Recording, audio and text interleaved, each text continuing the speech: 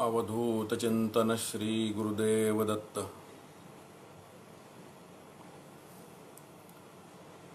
अवधूत चिंतन श्री गुरुदेव दत्त।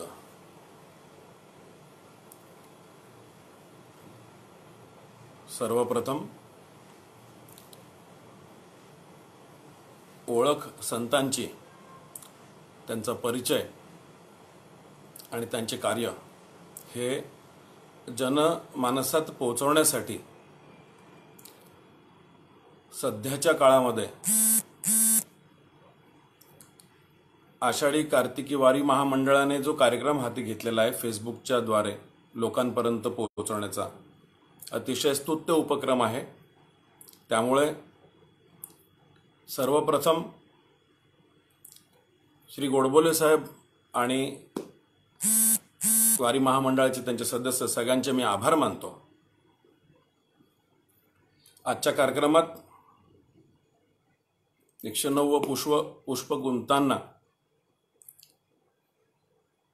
आमचे सद्गुरू श्री भाऊ महाराज स्वर्गे म्हणजे न भा स्वर्गे यांच्याबद्दल आज मी आपणासाठी येथे 2 शब्द सांगण्यासाठी आलेलो आहे। भाऊ महाराजांच्या बद्दल ओळख करून देताना परमपूज्य श्रीमद रंगावधूत स्वामी महाराज, परमपूज्य श्रीमद वासुदेवानंद सरस्वती स्वामी महाराज, परमपूज्य सद्गुरू श्री रंगावधूत स्वामी महाराज आणि आमचे सद्गुरू श्री भाऊ महाराज यांना वंदन करून, मातृपितृ चरणांना वंदन करून, तसंच उपस्थित श्रोतृवर्ग वयाने तपाने श्रेष्ठ ज्येष्ठ सर्वांना नमस्कार करून वंदन करून मी आजचं हे पुष्प आपल्या समोर सादर करतो आहे। ध्यानमूलम गुरुर्मूर्तिम पूजामूलम गुरुर्पदम मंत्रमूलम गुरुर्वाक्यम मोक्षमूलम गुरुर्कृपाम। अध्यात्माच्या मार्गामध्ये साधकाला गुरुची नितांत आवश्यकता असते। गुरु हीच श्रद्धा, गुरु हीच साधना, गुरु हीच निष्ठा, गुरु हेच जीवन साधकाने जगले पाहिजे। गुरूंच्याकडून मिळालेल्या मंत्राची उपासना केली पाहिजे, तर तो मंत्र सिद्ध होतो। कारण गुरूंची ओजस्वी शक्ती त्या पाठीमागे असते, गुरूंचे आशीर्वाद त्याच्या मागे असते, अनुग्रह असतो। आमचे सद्गुरू हे परमपूज्य श्री रंगावधूत स्वामी महाराज बापजी यांचे शिष्य, आणि बापजी हे परम सद्गुरू श्रीमद वासुदेवानंद सरस्वती स्वामी महाराज यांचे शिष्य। दत्त संप्रदायाच्या मधली ओळख करून देताना हे आपणास सांगणं आवश्यक वाटतं। भाऊ महाराजांविषयी मुख्यत्वे 3 याच्यात आपल्याला असं सांगता येईल की एक त्यांचं वैयक्तिक जीवन, लहानपणाचं आणि वैयक्तिक जीवन, त्याच्यानंतरचं त्यांचे आध्यात्मिक जीवन आणि रंगावधूत परिवार त्यांनी स्थापन केला आणि त्याच्याबद्दलची माहिती, याच्याबद्दल आज मी आपणासमोर सांगू इच्छितो। भाऊ महाराजांचा जन्म 1919 साली नवापूर येथे त्यांचे मामा श्री प्रल्हाद शुक्ल यांच्याकडे झाला। वरुथिनी एकादशी असं म्हणतात की एकादशीच्या जन्मलेली व्यक्तीचा पिंड शक्यतोवर धार्मिकतेकडे असतो। लक्ष्मीनारायण मंदिराचे विश्वस्त म्हणून त्यांच्या मामांकडे, म्हणजे घरातली देखील एक परंपरा म्हणूयात किंवा संस्कार म्हणूयात, हे धार्मिकच असल्यामुळे भाऊंना लहानपणापासून आध्यात्मिकताचे संस्कार आपोआप मिळायला सुरुवात झाली। अतिशय कुशाग्र बुद्धी भाऊंची होती। लहानपणापासून वर्गात पहिले येत होते। हळूहळू भाऊ वेगवेगळे स्तोत्र वगैरे घरात त्यांच्या वडिलांकडून शिकायला लागले आणि हे जाणवायला लागलं घरच्यांना देखील की भाऊ हुशार आहेत। वडिलांना त्यांच्या वाटायला लागलं की यांना आपण खूप चांगलं काहीतरी शिकवू म्हणून। एकदा भाऊ 8 वर्षाचे असताना प्रकाशाला वडिलांबरोबर जात होते. बहुतेक घोड्यावरती बसलेला असताना अचानक घोडा थांबला आणि थबकला. म्हणजे तर घोडा पुढे जात नाही पाहून त्यांचे वडील उतरले खाली. त्यांनी पाहिलं, त्यांच्याबरोबर पाठीमागे भाऊंनी पण उडी मारली घोड्यावरनं. तर समोर मोठा नाग होता, म्हणून घोडा पुढे जाऊ शकत नव्हता किंवा थबकला, थांबला होता. भाऊंनी सहज पुढे जाऊन भरकन त्या नागाला उचललं आणि रस्त्याच्या बाजूला ठेवून दिलं.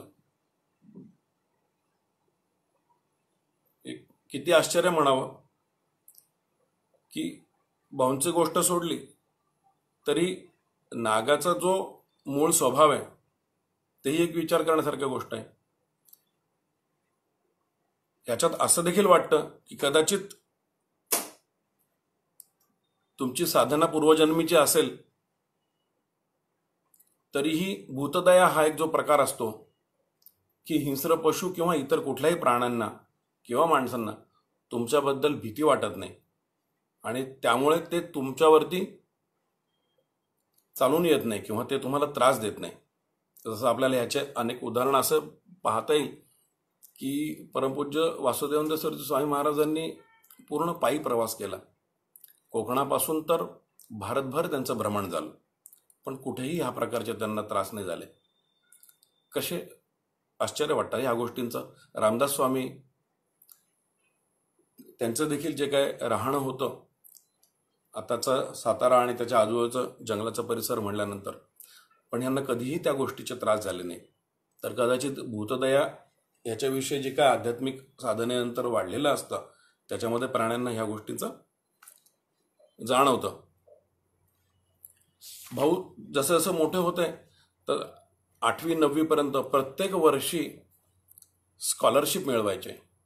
इतका त्यांचा त्याबद्दल अभ्यास करण्यासाठी किंवा हा कल असा असायचा की आपल्या शिक्षणाची जबाबदारी शक्यतोवर आपली स्वतःची असावी, वडिलांना त्या गोष्टीचा त्रास नको.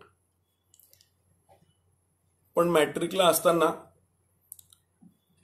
अभ्यास रात्रंदिवस करताना भाऊंची तब्येत खूप बिघडली आणि त्यांना परीक्षेला मुकावं लागलं. वर्ष वाया गेलं, खूप वाईट वाटलं. पण भाऊ त्याच्यातनं लगेच सावरले आणि त्यांचं जे शिक्षण 9वी 10वी पर्यंत बडोद्याला झालं होतं तिथून ते तात्पुरता प्रकाशाला आले. तिथं त्यांनी व्हॉलंटरी सर्व्हिस म्हणून एका शाळेत शिक्षकाची नोकरी धरली, जेणेकरून चरितार्थही चालेल आणि अभ्यासाबद्दल देखील आपल्याला ते टचमध्ये राहता येईल या दृष्टिकोनातनं. पण परिस्थितीचा विचार करून रोज पायी जाणं, 3-4 किलोमीटर अंतर जे असेल ते पायी जायचं, डबा घेऊन जायचा, परत यायचं. त्यांच्याबरोबर त्यांचे लहान बंधू पण असायचे.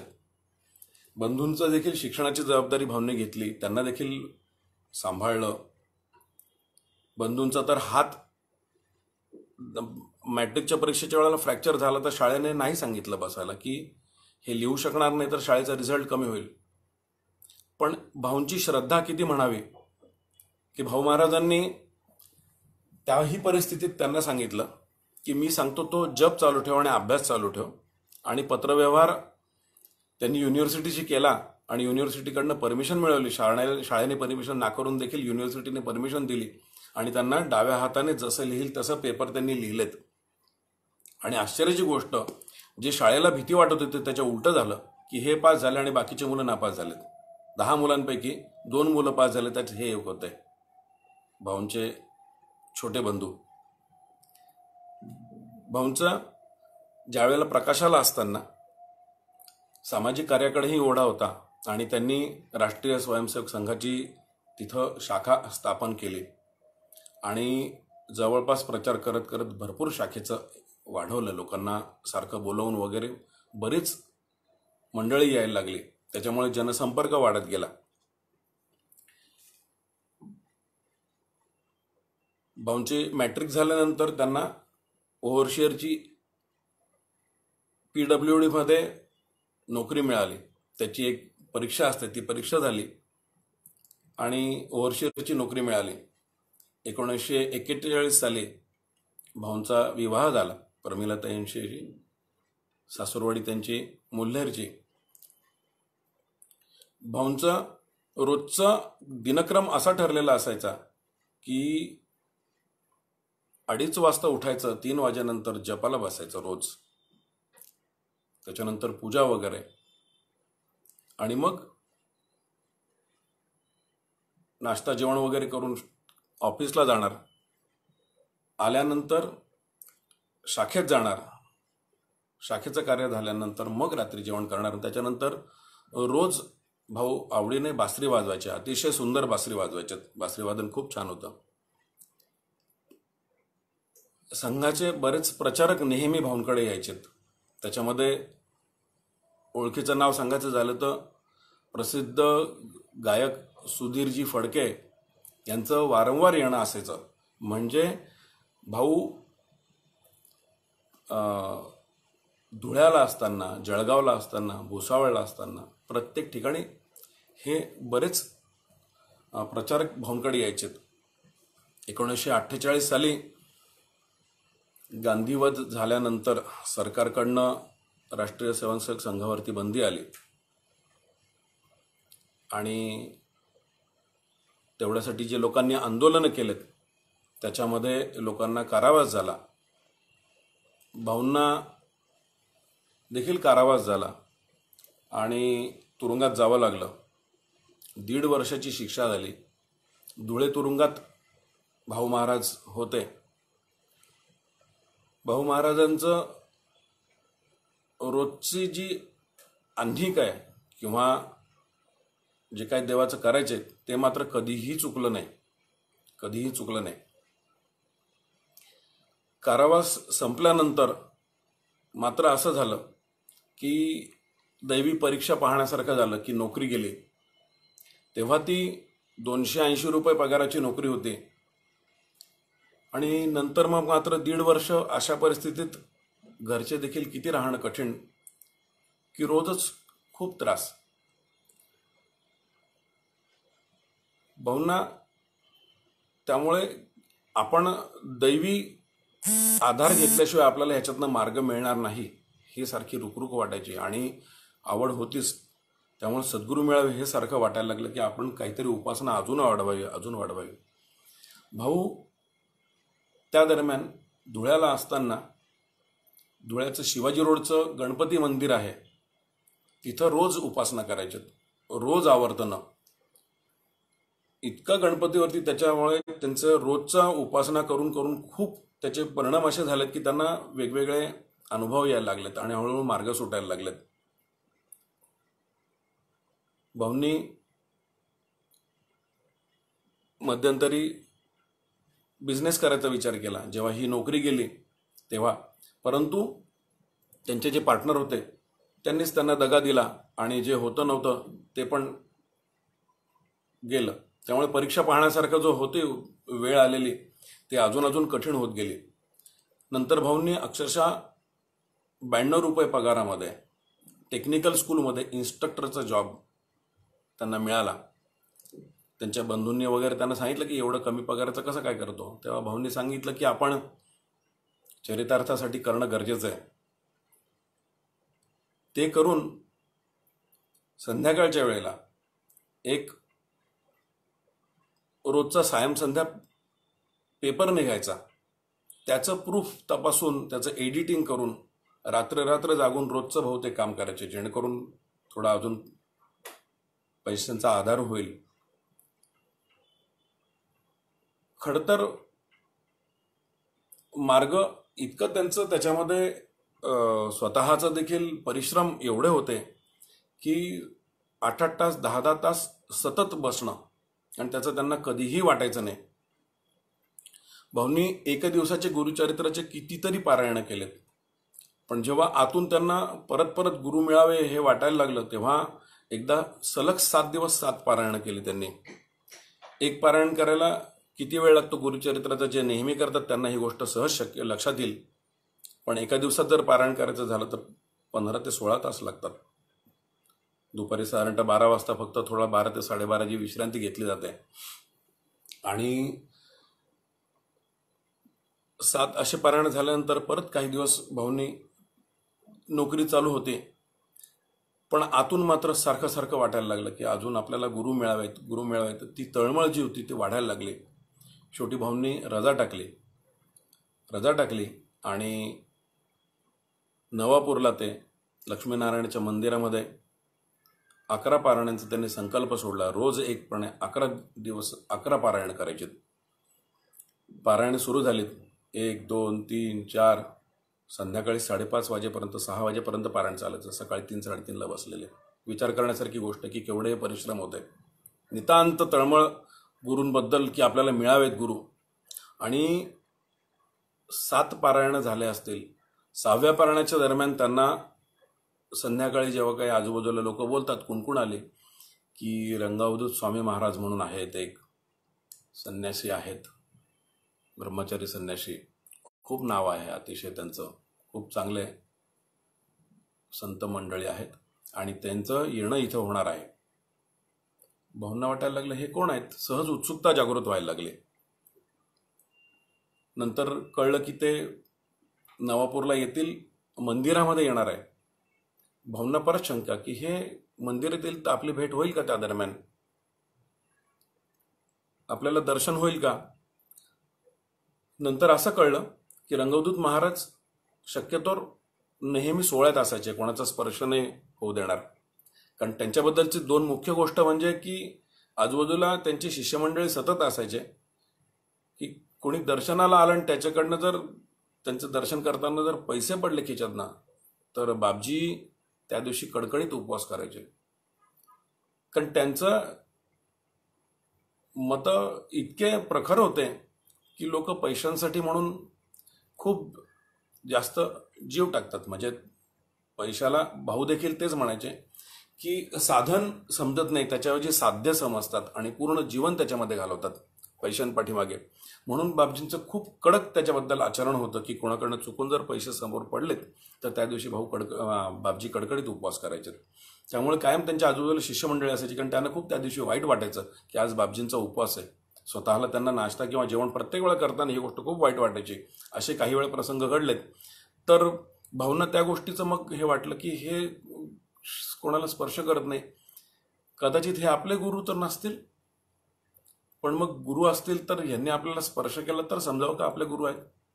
मनामध्ये सारखे चलबिचल व्हायला लागले. पारायण चालू होतं पण रात्री मात्र ही सारखं मनामध्ये विचार की हे जर येणार आहेत, यांनी आपल्याला जर स्पर्श केला तर आपण समजूया ते आपले गुरु आहेत. आणि काय कसे योग असावेत. बापजी भाऊंचं 7वं पारायण झाल्यानंतर आलेत त्या मंदिरात. दुपारची वेळ होती, आरती वगैरे आटोपली असेल. बापजींनी मंदिराच्या गाभाऱ्यात जाऊन दर्शन घेतलं. दुपारची वेळ असते जेव्हा 12 वाजता पारायण तुम्हाला थोड्या वेळ थांबवावं लागतं आरतीच्या वेळेला. दत्त महाराजांची भिक्षेची वेळ असल्यामुळे त्या दरम्यान भाऊंनी जागेवरतीच उभे राहिलेत आणि हात जोडून नमस्कार केलेल्या स्थितीमध्ये, कारण एवढी गर्दी त्या दरम्यान बापजींच्या पाठीमागे आलेली, तर भाऊ फक्त पाहत होते की हे आपल्याला दिसतात का आणि कुठे जातात. बापजी दर्शन घेऊन बाहेर आले आणि त्यांचे जे शिष्यमंडळींच होते ते कडे त्यांना बाजूला सारलं. भाऊ महाराज उभे होते, त्यांच्या खांद्यावरती हात ठेवला आणि तिथून पायरी चढून वरती गेले आणि मंदिराला प्रदक्षिणा केली. स्पर्श दीक्षा झाले म्हणूयात. काय तो आत्मिक आनंद असेल, परिसर स्पर्श, जीवन बदलवून टाकणाऱ्या गोष्ट त्या दिवशी भाऊंच्या जीवनामध्ये झाली आणि झालं. मनोमनी गुरु मानलं आणि बापजी अंतर्यामी होते. बापजींचे इतके अनेक उदाहरण आहेत ह्या गोष्टीत. त्यामुळे भाऊंना जे मनात आलं ते त्या पद्धतीने झालं बरोबर. मग भाऊ दर आषाढी पौर्णिमेला आणि गुरुपौर्णिमेला नारेश्वरला जायला लागले. पहिल्या वेळेला जेव्हा आषाढी पौर्णिमेला भाऊ नारेश्वरला गेलेत तेव्हा बापजींनी त्यांना अष्टोत्तर शतनामावली हे याचे 2,40,000 पाठ करायला सांगितले. जी परमपूज्य वासुदेवानंद सरस्वती स्वामी महाराजांनी लिहिलेली आहे. पण भाऊंचं वर्तन असं की त्यांनी रोजची जबाबदारी सांभाळून, ड्युटी सांभाळून किंवा शाखेत जाणं सांभाळून रात्र जागून हे पारायण म्हणजे जे अष्टोत्तर शतनामावली होते त्याचे पाठ 2,40,000 3-3.5 महिन्याच्या आत पूर्ण केले. बापजींना लक्षात येतं शिष्य कसा आहे, किती मेहनती आहे. परीक्षाच असते ह्या गोष्टींची. भाऊ परत भेटायला गेले. जेव्हा सांगितलं पारायण झालं ते तर त्यांना लक्षातही आलं असेल. बापजींनी त्यांना कागद आणि पेन्सिल घेऊन बोलवलं आणि मंत्रदीक्षा दिली. झालं. तेव्हापासून गुरु शिष्य नातं अजून दृढ व्हायला सुरुवात झाली. हळूहळू बापजींकडनं भाऊंना वेगवेगळ्या मंत्रांचं, काही स्तोत्रांचं माहिती मिळायला लागली. भाऊंचं येणं जाणं वारंवार व्हायला लागलं. त्यावेळेला भाऊ नोकरीनिमित्ताने जळगावला होते. एकदा बापजी सगळ्या लोकांबरोबर बसलेला असताना भजन वगैरे काही आटोपलं असेल त्या दरम्यान, तर त्यांनी भाऊंची सहज ओळख करून दिली आणि हे लेक्चरर आहे असं म्हणून सांगितलं. भाऊंनी लोक गेल्यावरती त्यांना बापजींना सांगितलं, अहो बापजी मी साधा इन्स्ट्रक्टर आहे, हो मी लेक्चरर नाही आहे. बापजी फक्त हसलेत. घरी आल्यानंतर भाऊंची जळगावला बदली झाली होती आणि जे टेक्निकल स्कूलमधनं पॉलिटेक्निकला प्रमोशन म्हणून हे कसं शक्य झालं किंवा काय आश्चर्याच्या गोष्टी आहेत. पण असं भाऊंना अनुभवाला आल्यानंतर श्रद्धा अजून दृढ होत गेली. 3-4 वर्षानंतर भाऊंचं येणं जाणं चालू असताना एकदा असंच परत प्रसंग आला आणि जे भाऊंची हालाकीची परिस्थिती होती त्यातनं हळूहळू मार्ग निघायला लागला. एकदा भाऊ तिथं बापजींबरोबर असताना बापजींनी परत एकदा भाऊंची ओळख बाकीचे काही शिष्य असतील त्यांना करून दिली की हे विदर्भात असतात. परत भाऊंना आश्चर्य वाटलं आणि त्यांनी भजन वगैरे संपल्यानंतर बापजींना असं सहज सांगितलं, अहो बापजी मी जळगावला असतो, विदर्भात नसतो. मग काय झालं? तिकडचा माणूस विदर्भात जाऊ नाही शकत? तो विषय तिथं संपला. भाऊ नारेश्वरवरनं आले जळगावला आणि घरी तार आली होती, बदली झाली आहे अकोल्याला. केवढं आश्चर्य म्हणावं, किती अंतर्यामी असतात हे लोक की सद्गुरूंना सगळ्या गोष्टी कळत असतात शिष्यांबद्दलच्या. भाऊंच्या सांसारिक जीवनामध्ये त्यांच्या 4ही मुलींची लग्न, त्यांच्या दृष्टीने निश्चितपणे चिंता होती. परंतु बापजींवरती दृढ श्रद्धा की काहीतरी मार्ग निघेल आणि एक उत्तम स्थळ त्यांना आलेत.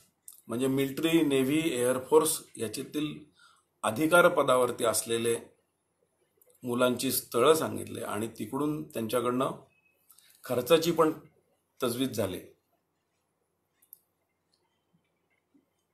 लग्नाच्या त्या दरम्यानच्या कठीण काळात देखील भाऊंसमोर इतके वेगवेगळ्या प्रकारे अनुभव येत गेले की बापजी कसं सांभाळत होते. एकदा ताई, प्रमिलाताई हे लोक असताना घरं झाडत होते.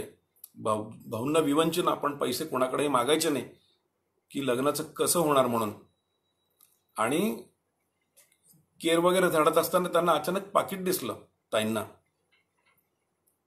भाऊंसमोर आले, उघडून पाहिलं तर त्याच्यात नारेश्वरची ताजी गुलाबाची फुलं आणि पैसे होते. विचार करण्यासारखी गोष्ट आहे. या गोष्टी कशा शक्य होतात? जे लोक नारेश्वरला जातात त्यांना नारेश्वरचे गुलाबांची फुलं ही लगेच ओळखता येतात निश्चितपणे. ज्यांचं वारंवार जाणं आहे तिथला गुलाबांचा सुगंध आणि ते लक्षात येतात.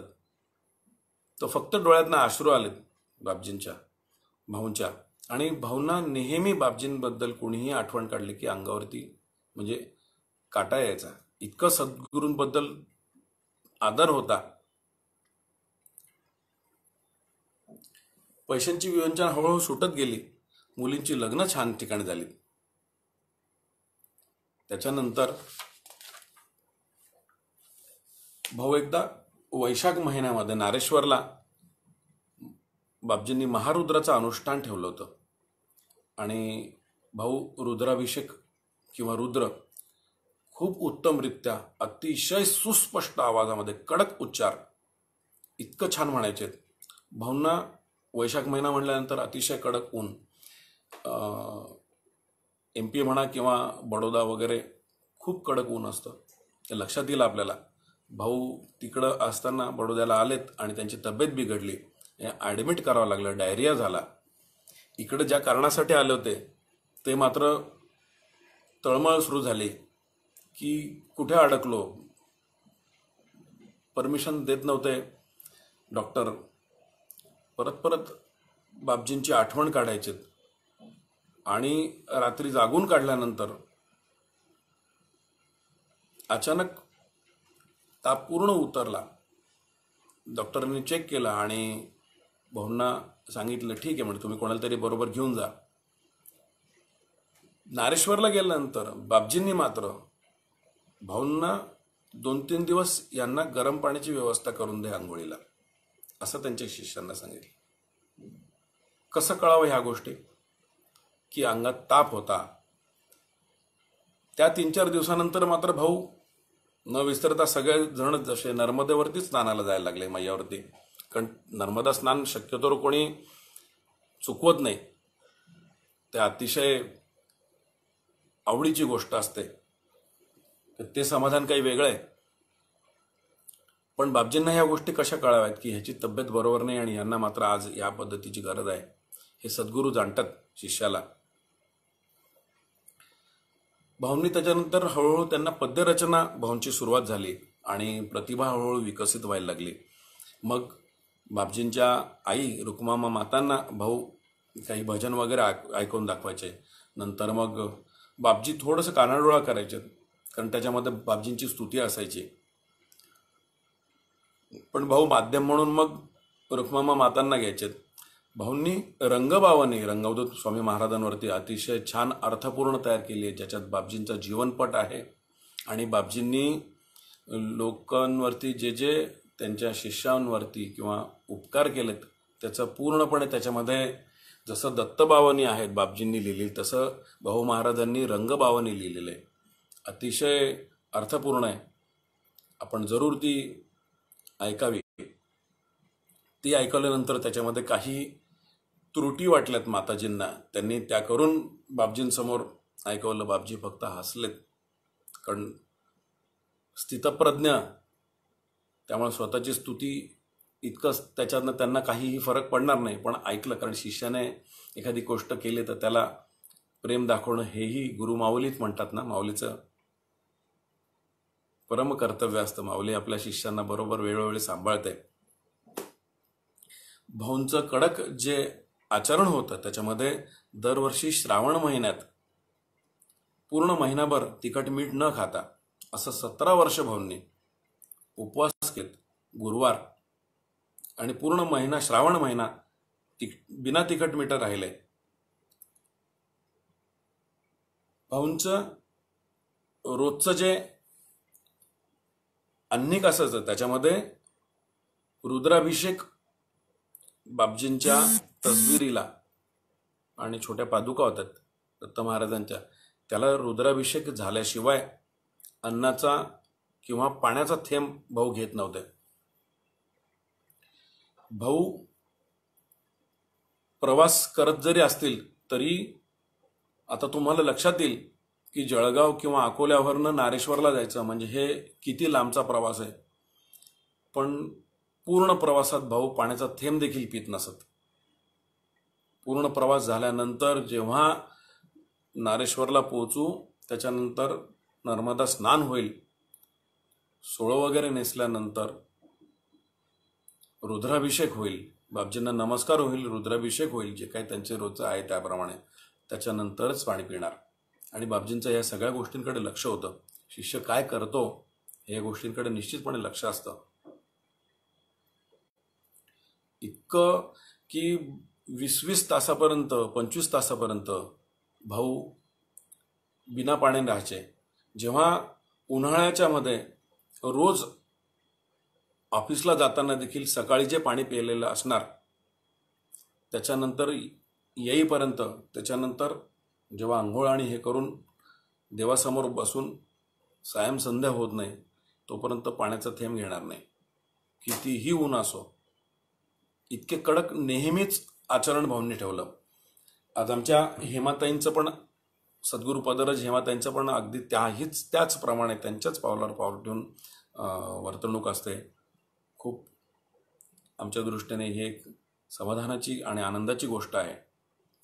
भाऊ महाराजांचं जसं गुरुपौर्णिमेला बापजींना भेटायला नारेश्वरला जायचेत, एकदा भाऊंची त्याच्यानंतरची जी बदली होती ती कोकणामध्ये झाली आणि भाऊ तिथून नारेश्वरला यायचेत, खूप लांबचा पल्ला.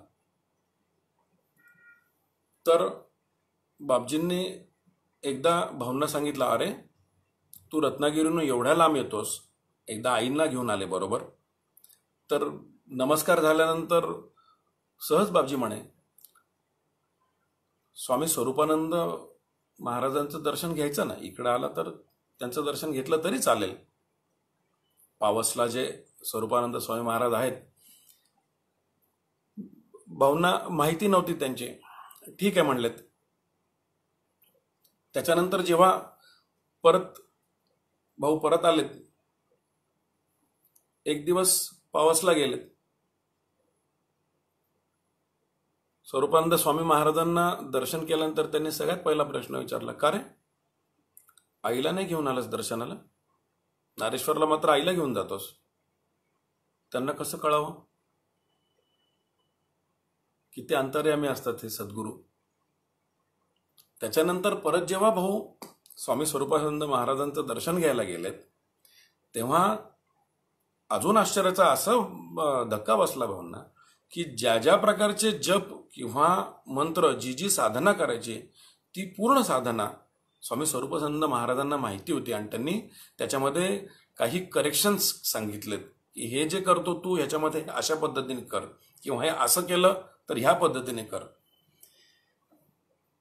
भाऊंना किंवा सर्वसामान्य माणसांना देखील ह्या गोष्टीचं खूप आश्चर्य वाटेल की ह्यांना आपण जी साधना करतो ही कशी माहिती असावी. हे सगळे अंतर्यामी असतात सद्गुरू. आणि एकमेकांशी, म्हणजे बापजींचं आणि स्वरूपानंद स्वामींची प्रत्यक्षात भेट नाही, पण विचार कसे एकमेकांना त्यांचे पोचतात, एकमेकांच्या शिष्यांना सांभाळायला म्हणा, ही गोष्ट लक्षात घेण्यासारखी आहे. आपल्याला आश्चर्य वाटतं या गोष्टीचं. भाऊ एकदा गुरुपौर्णिमेला कुंभारी या गावाला गेले, जिथं बापजी कुंभारी या गावाला आलेले होते. आणि गुरुपौर्णिमा असल्यामुळे भाऊ तिथं पोहोचलेत. सद्गुरूंचं दर्शन घेण्याची जी तळमळ असते की आपण सद्गुरूंचं आज पूजन करू किंवा दर्शन घेऊ, खूप अतिशय मनावरती हे करून भाऊ तिथं गेलेत. पण लक्षात आलं की बापजींची तब्येत बरोबर नाही, तर कोणाला भेटू देणार नाही. आणि खूप वाईट वाटलं की अरे बापजींची भेट होणार नाही म्हणजे काय. खूप मन हळहळलं, हे असं कसं शक्य आहे, आपल्याला बापजींचं दर्शन होत नाही, लांबून तरी दर्शन व्हावं. खूप आतून तळमळ, वाईट वाटायला लागलं की एवढं लांबून आलो, त्यापेक्षाही बापजींचं दर्शन व्हावं हे जास्त होतं की आज गुरुपौर्णिमा आहे. पण नाईलाज झाला. शेवटी कोणीतरी भाऊंना सुचवलं की एक इथून जिना आहे, तिथून वरतून चढलेत तर त्या एका खिडकीतनं तुम्हाला बापजींचं दर्शन होऊ शकतं, तेवढं तुम्ही लांबून दर्शन घ्या. आणि भाऊंनी त्या पद्धतीने केलं. दर्शन झालं म्हणा असं, आणि थोडं विनमुख झालं आणि परतावं लागलं.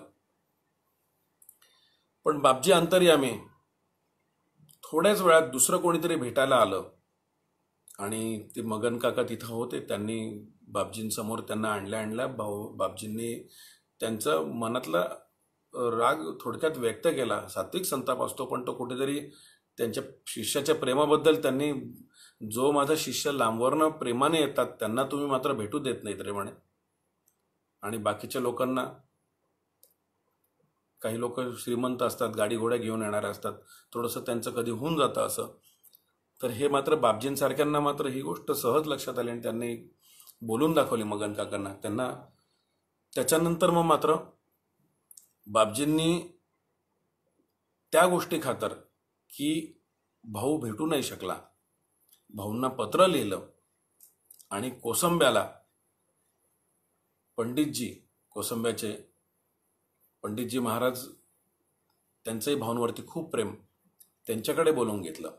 तेव्हा भाऊंचे मोठे चिरंजीव बापूदादा स्वर्गे, ज्यांची पण परिक्रमा झालेली आहेत, ते पण, नंतर मग गोपाळकाका दीक्षित, अशी 3-4 मंडळी भाऊंबरोबर बापजींच्या दर्शनाला, कारण ही जी रुखरुख होती मनामध्ये की गुरुपौर्णिमेचं दर्शन झालं नाही म्हणून मग ते गेलेत.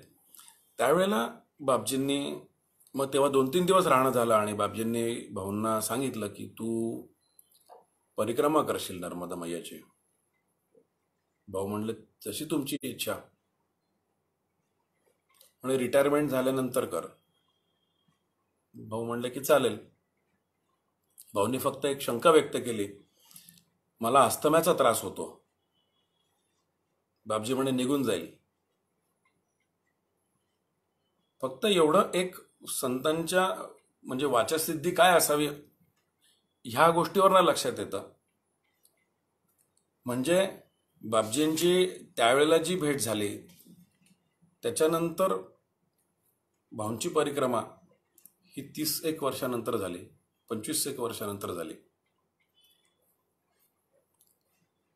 असंच त्याच्यानंतर एकदा 25 वर्षानंतरचं मगन काकांच्या स्वप्नात बापजींनी दृष्टांत देऊन सांगितलं की तुझ्याकडे ज्या पादुका आहेत माझ्या, त्या भाऊला दे, याच्या पुढे तो सांभाळेल. पण मगन काकांना भाऊ कोण माहिती नव्हतं. 2-3 वेळा स्वप्न पडल्यानंतर मगन काका 1995 सालीची गोष्ट ही, नारेश्वरला आलेत.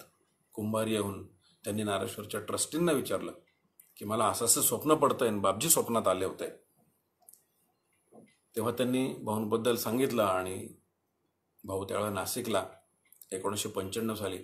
मगन काकांना त्यावेळेला खूप वाईट वाटलं. इतके रडले ते दोन्ही दृष्टीने की पादुका त्यांच्या वयामानाने ते होऊ शकणार नाही.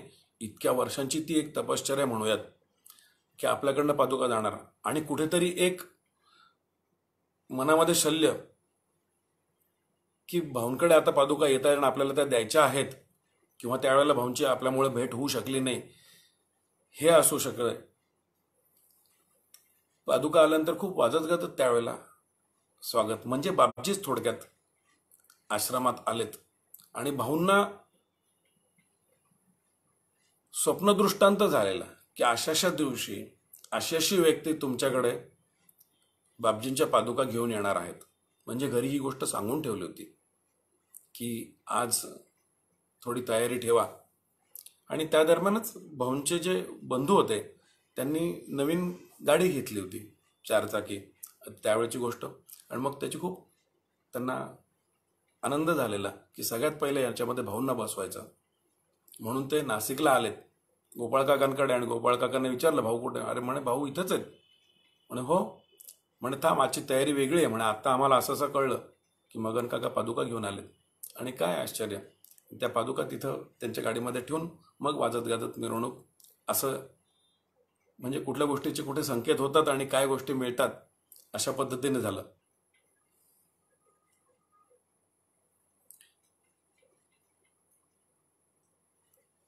– 1968 साली भाऊ महाराजांना पोटामध्ये दुखायला लागलं आणि जेव्हा डॉक्टरांकडे दाखवलं की खूप दुखणं अनावर झाल्यानंतर त्यावेळेला पोटामध्ये गाठ असल्याचं झालं.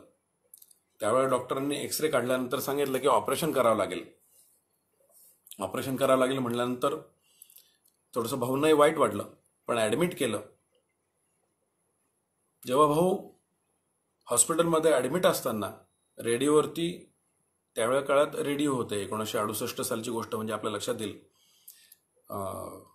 बापजी ब्रह्मलीन झाल्याचं बातमी आकाशवाणीवरनं आली. हरिद्वार येथे बापजींनी समाधी ब्रह्मलीन झालेत. भाऊ अतिशय बेचैन झालेत. दुखण्याचा विसर पडून अंथरुणात बसून राहिलेत. डॉक्टरनं विनवणी करून पाहिलेत, पण डॉक्टर नाही म्हणायचेत. पूर्ण रात्रभर जागलेत. अमूर्त झालास तू, अशक्य वाटते मला, अभागी ठेवलेस ना दर्शना विना तुझ्या, असं म्हणून भाऊंनी आर्त स्वरात पद्य आळवलं. हे पद्य तयार करून विनवणी केली. डॉक्टरांना परत सकाळी उठल्यानंतर विनवणी केली. परत पद्य एक भावना स्फुरलं. नारेश्वरच्या नाथा यावे, नारेश्वरी परतून. हे कळकळीचं निवेदन त्यांनी बापजींना केलं. दुसऱ्या दिवशी सकाळी ऑपरेशन. एकदा परत एक्सरे काढून चेक करण्याची जी पद्धत असते, डॉक्टरांनी चेक केलं. भाऊंचा त्रास कमी झालेला भाऊंना जाणवत होता आणि गाठ विरघळलेली होती. डॉक्टरांनी परत एकदा चेक केलं. कुठेही पोटात गाठ नव्हती.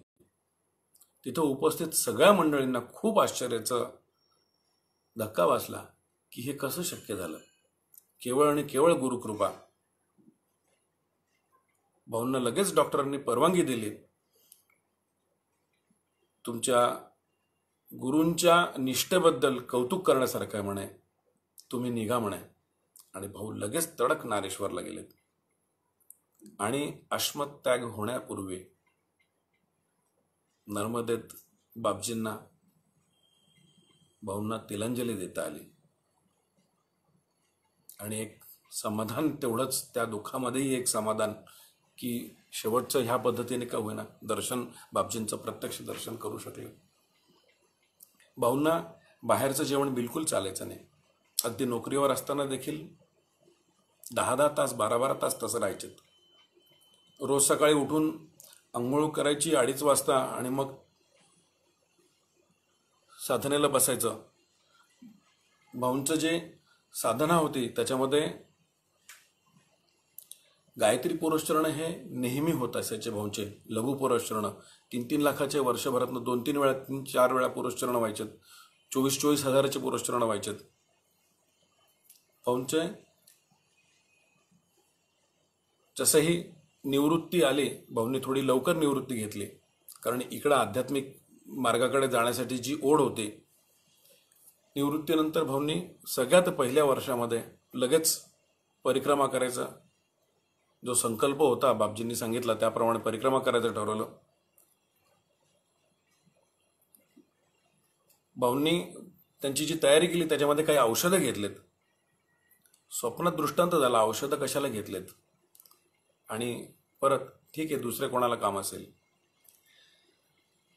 भाऊंनी परिक्रमा करताना 52,000 दत्तभावांचा संकल्प केला.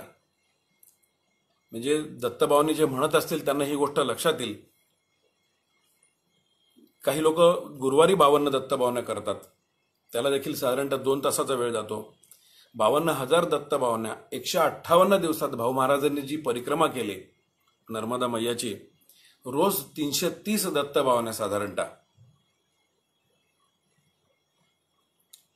त्याच्या व्यतिरिक्त रोजचं जे आह्निक होतं, गायत्री जप, कमीत कमी 1000 गायत्री जप होणं, रुद्राभिषेक होणं, सद्गुरूंनी दिलेला जप, आणि हे म्हणजे पूर्ण वेळ ईश्वर सान्निध्य. त्यातनं नर्मदा मैयाचं सान्निध्य, नर्मदा मैयाचा पवित्र तट,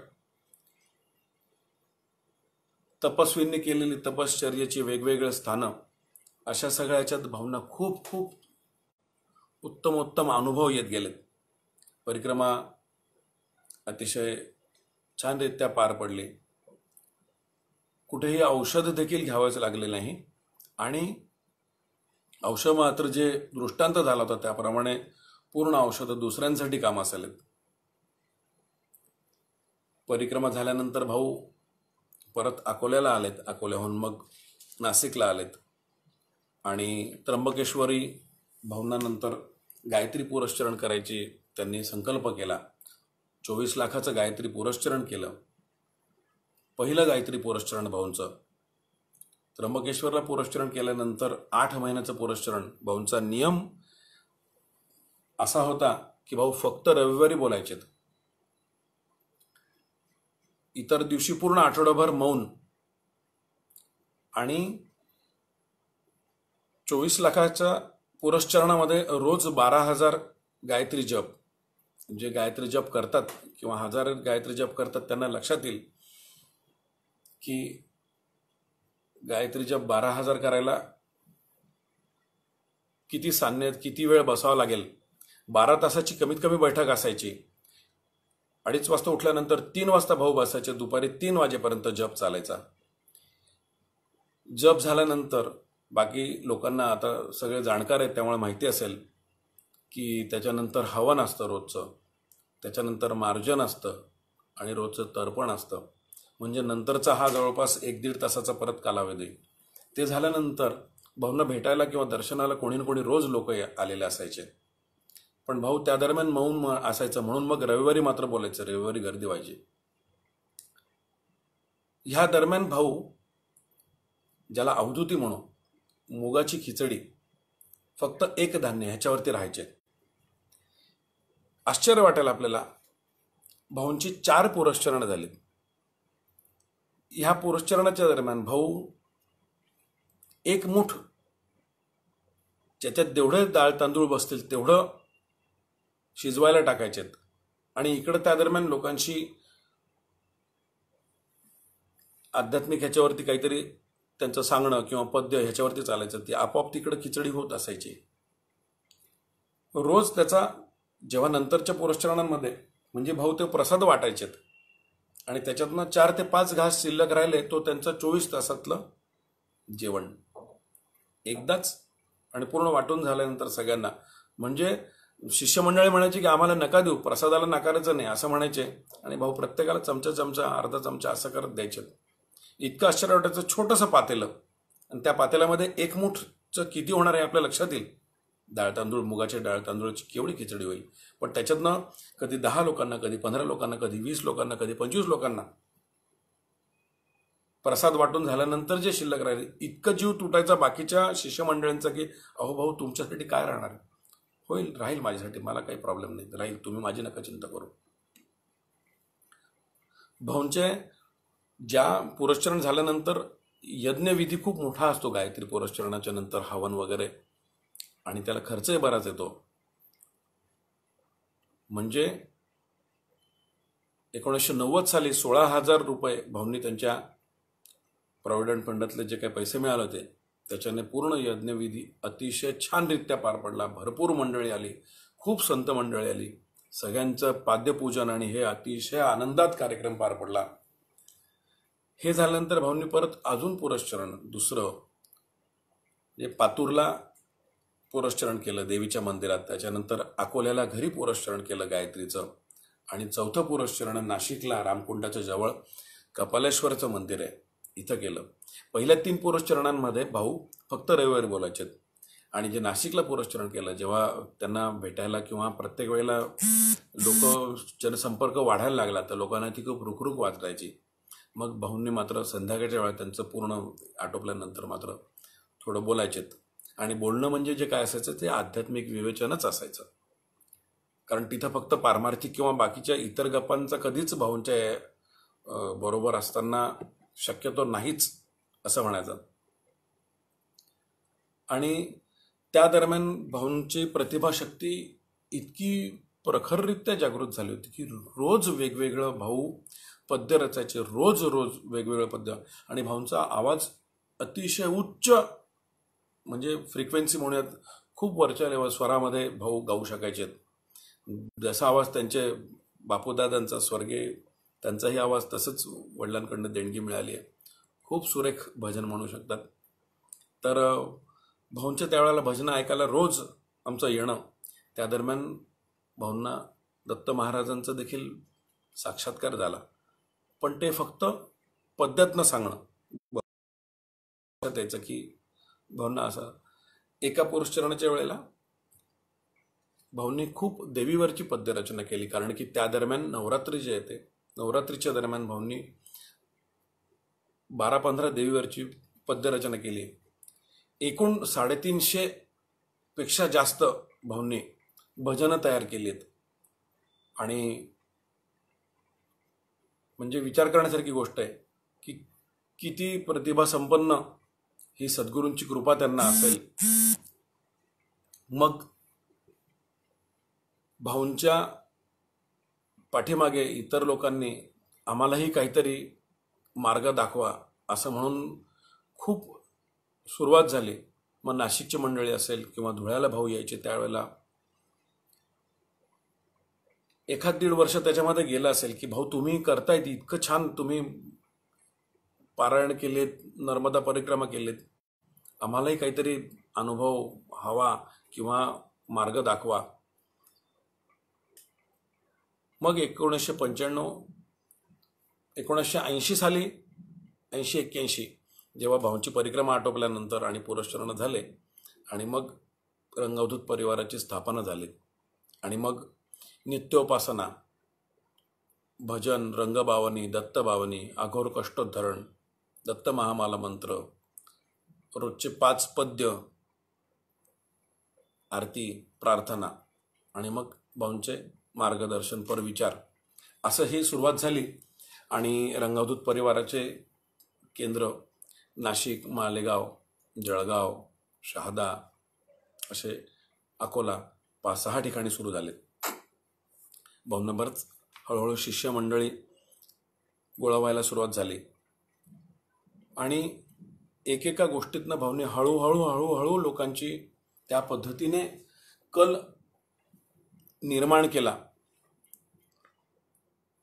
भाऊंच्या प्रत्येक पद्यांमधनं आध्यात्मिक सार इतक्या सुरेखरित्या भाऊंनी लोकांपर्यंत पोहोचवला. या गोष्टीचं कौतुक म्हणण्यापेक्षा खूप आश्चर्य वाटतं की किती सहजता होती भाऊंच्या विवेचनात आणि पद्यांमध्ये. भाऊंनी परिक्रमा केल्यानंतर जेव्हा लोकांसमोर लोक मागायचे की आम्हाला काहीतरी अनुभव सांगा, तुम्ही परिक्रमा कशी झाली, तर भाऊंनी थोडा अनुभव सांगायला सुरुवात केली. पण एक दिवस भाऊंना वाटलं की नर्मदा परिक्रमा काय असते याच्यापेक्षा मी तुम्हाला नर्मदा किनारी घेऊन जातो काठे, आपण तसं जाऊयात, तेव्हा तुम्हाला त्या गोष्टीबद्दल थोडंफार जाणवेल, कळेल. आणि नर्मदा पदयात्रा भाऊंनी सुरू केली. भाऊंचे सद्गुरू बापजी रंगवधूत स्वामी महाराजांचं नारेश्वर ते बापजींचे सद्गुरू परमपूज्य वासुदेव सरस्वती महाराज गरुडेश्वर, नारेश्वर ते गरुडेश्वर. आणि असा 10 दिवसाचा पदयात्रा, दुसऱ्या वर्षी गरुडेश्वर ते नारेश्वर, अशी परिक्रमा सुरू झाल्या. पालखी असायची, दिगंबराची धून करत करत. भाऊंचं शिस्त खूप कडक होती काही बाबतीत, स्वतः बाबतीत तर ते अतिशय कडक शिस्त होती. पण परिक्रमेत किंवा पदयात्रेत असताना मात्र चहा बंद. का? की तुम्ही कुठेही गेलेत, 10 लोक चहा घेतील, काही कॉफी घेतील, लोकांसाठी हा वेगळा त्रास आहे करणाऱ्या माणसाला, कोणासाठी दूध, हे सगळ्या गोष्टींचं. त्यापेक्षा चहा बंद म्हणजे आम्ही काही घेणार नाही हा प्रकार. ते झालं. एक वेळेला जेवण, जेणेकरून पोटाचे त्रास कोणालाही होणार नाही. मी तर आहारी असल्यानंतर निश्चितपणे, म्हणजे असं तर म्हणतात की जो एकदा जेवतो तो योगी, दोनदा जेवतो तो भोगी आणि 3दा जेवतो तो रोगी.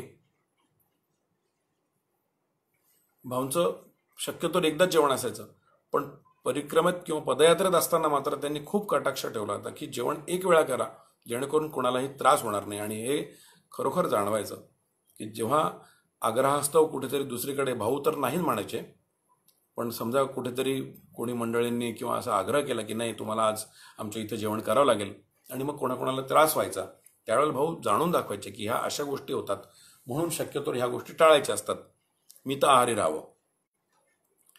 त्या पदयात्रेदरम्यान लोकांना इतकं भाऊंबद्दल अजून अजून अनुभव यायला लागलेत की सद्गुरूंच्या बरोबरचा सहवास वाढला, नर्मदा मैयाचा सहवास, आणि मुख्य म्हणजे भाऊंची योगसाधना असेल की आश्रम आज जेवढे जवळ आहेत तेवढे आश्रम पूर्वी नव्हते. 8 किलोमीटर 10 किलोमीटर नंतर आश्रम असायचे. तर जेव्हा जेव्हा आश्रमात जाऊ तेव्हा तिथल्या संत मंडळींकडून इतकं उत्स्फूर्त स्वागत व्हायचं भाऊंचं. ह्या गोष्टीचं इतका आनंद वाटायचा की हे लोक जसं पूर्वापार ओळखतात यांना. ज्या ज्या संत मंडळींनी भाऊंचं स्वागत केलं त्याला आम्ही साक्षीदार आहोत. म्हणजे वय कमी होतं, 7वी-8वीत असताना भाऊंबरोबर आम्हाला यायला मिळालं. सुरुवात जी झाली रंगवदूत परिवाराची, तर इतक्या लहानपणापासून भाऊंचा सहवास मिळाला. आम्ही भाग्यवान समजतो स्वतःला. पण जे संत मंडळी भेटायची आणि त्यांच्याकडनं जी भाऊंची स्तुती ऐकायला मिळायची की तुमच्याबरोबर साक्षात चालतं बोलतं दैवत आहे असं म्हणायचे, त्या प्रत्येक महाराजांकडनं जी स्तुती ऐकायला मिळायची त्याच्यानुसार नंतर ह्या गोष्टी कळायला लागल्या की भाऊंची आध्यात्मिक साधना कशी असावी हे लोक जाणू शकतात. आपल्याला आम्हाला एक आजोबा या म्हणून पद्धतीने आपण ओळखत आलो. आणि अशा पद्धतीने पदयात्रा भाऊंनी आम्हाला खूप वेगवेगळे चांगल्या प्रकारचे अनुभव दिले आणि त्याच्यानुसार नर्मदा मैयाची आवड सगळ्यांना लागली. तसं दत्त संप्रदायात असताना निश्चितपणे प्रत्येकाला नर्मदा मैयाची आवड ही लागतेच आणि ही आम्हाला भाऊ महाराजांनी लावून दिली. नारेश्वरला वर्षातनं 2दा-3दा येणं व्हायला लागलं, गरुडेश्वरला येणं व्हायला लागलं.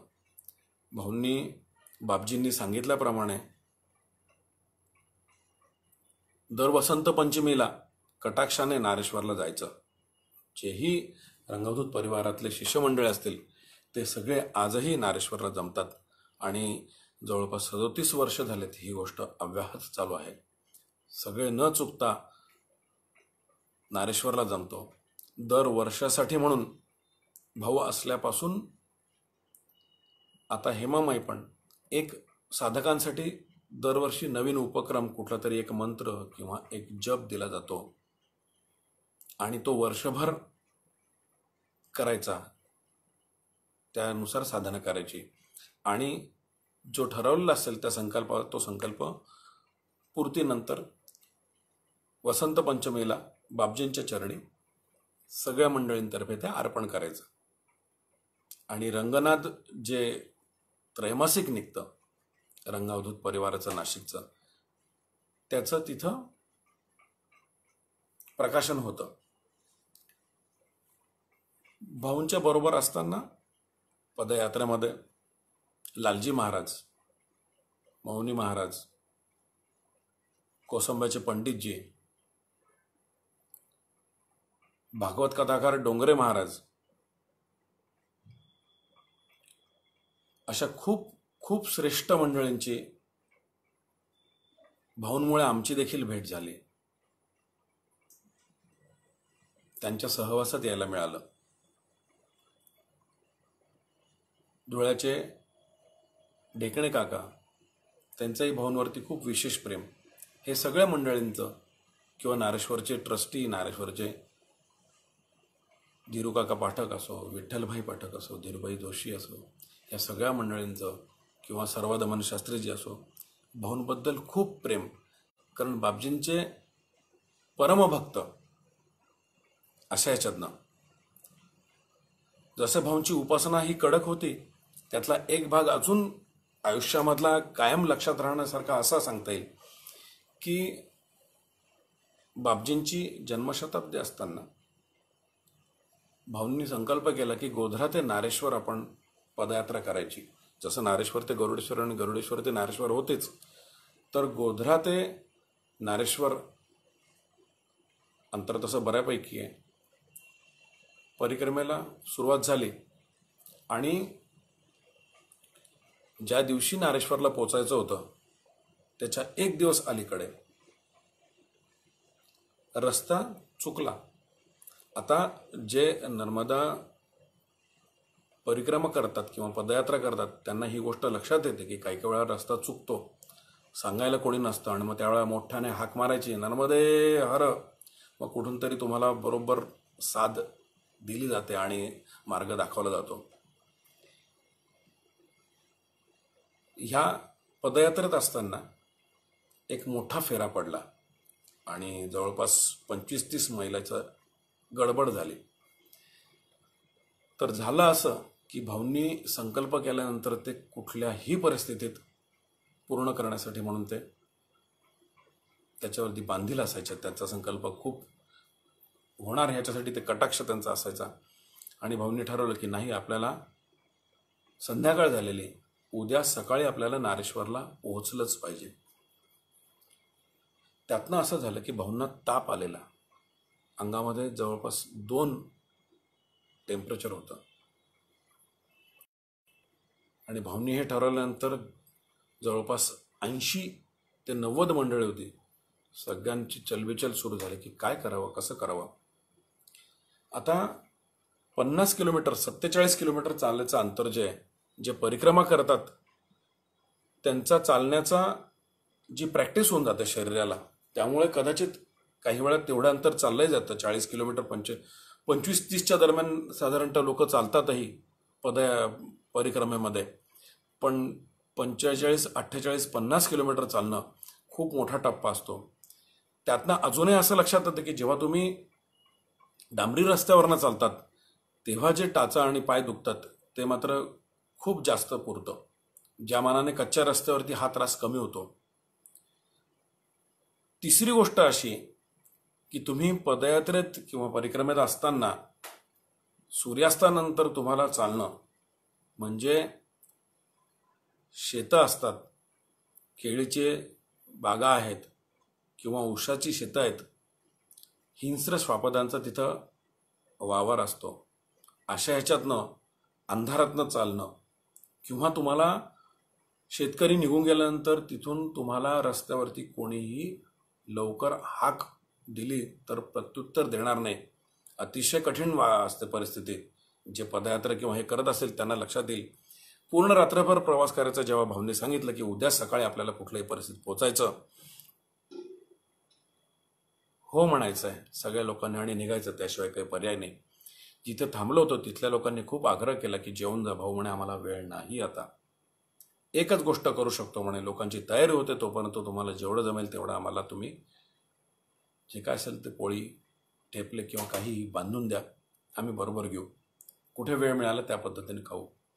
आणि तिथल्या सगळ्या मंडळींनी जे काय 15, 20, 25 असतील, फटाफट ठेपले, पोळ्या, काय भाजी, जे काय केलं सगळं बनवलं आणि सगळं बरोबर दिलं. 80-90 माणसांचा स्वयंपाक बनवून बरोबर देणं सोपं नाही आहे. पण भाऊंचा संकल्प होता की उद्या सकाळी कुठल्याही परिस्थितीत नारेश्वरला. आणि मुख्य लोकांना जी चिंता होती की भाऊंना ताप असताना भाऊ अनवाणी, ज्यांनी भाऊंनी पूर्ण परिक्रमा जी केली ती देखील अनवाणी केली नर्मदा मैयाची. आज 3200 किलोमीटर अंतर आहे, विचार करण्यासारखी गोष्ट आहे. पण गोध्रा ते नारेश्वर देखील त्यावेळेला भाऊ अनवाणी परिक्रमा करत होते आणि अंगात ताप होता. भाऊ कुठल्याही गाडीवरती किंवा 2 व्हीलरवरती पण बसायला नाही म्हणजे नाही, मी पायी चालणार आहे आणि माझ्याबद्दल कोणीही चिंता करायची नाही आणि मला सांगायचं नाही. परत कोणीतरी यायचं आणि भाऊंना परत सांगायचं की भाऊ थोडं बसतात का, नाही चालत राहा. आणि नंतर अशी परिस्थिती झाली की झोपायची देखील वेळ असते किंवा थकलेलं शरीर.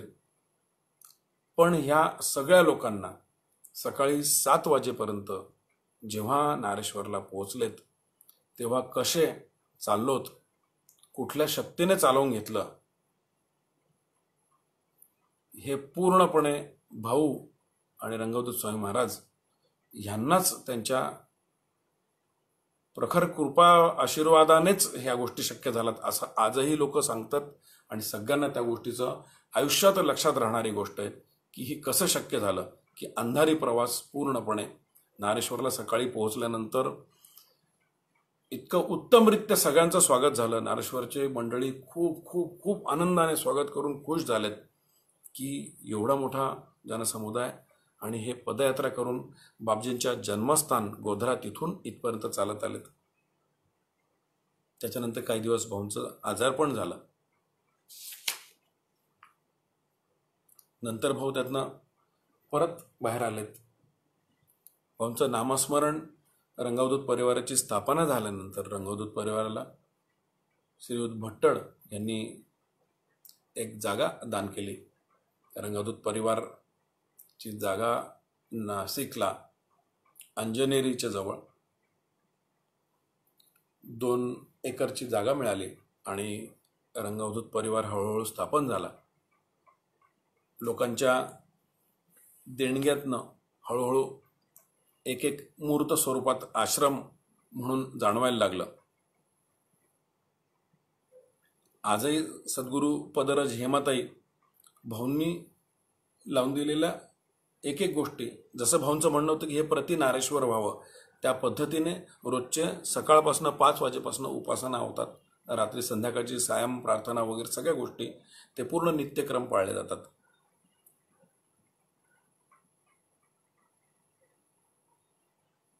भाऊंनी परिवाराची स्थापना झाल्यानंतर लोकांना तीर्थयात्रा करून घेतल्यात. स्थान महात्म्य लोकांना कळावं, तिथं जाऊन लोकांची दर्शनं व्हावीत.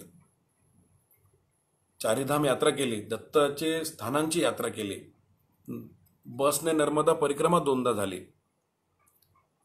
अनेक चांगल्या चांगल्या स्थाने लोकांना भाऊ घेऊन गेलेत. त्यामुळे लोकांना अजून अजून आध्यात्मिकतेची आवड आली आणि स्थान महात्म्य जाणवायला लागलं. तीर्थाटन करावं या पद्धतीने भाऊंनी सगळ्या लोकांकडनं करून घेतलं.